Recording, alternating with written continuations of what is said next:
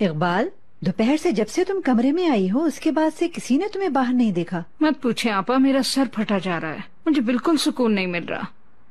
اللہ تمہیں شفا عطا کرے. چلو میں سو رہی ہوں، گڈ نائٹ.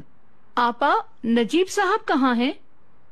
ہاں تمہیں پتا نہیں؟ نجیب انقرہ گیا ہے. میں نے اس لیے کچھ نہیں بولا کہ مجھے لگا تمہیں پتا ہوگا. مجھے تو کچھ نہیں بتایا.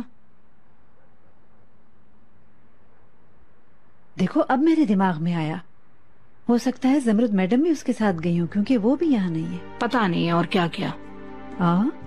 کیوں نہیں میری جان؟ کیا وہ اس کا شوہر نہیں؟ وہ جا سکتی ہے. جا سکتی ہے، بالکل جا سکتی ہے، مگر آپ ہی تو کہہ رہی تھی وہ کام سے گئے ہیں. چلو خیر، کوئی بات نہیں. Good night. گڈ نائٹ آپا.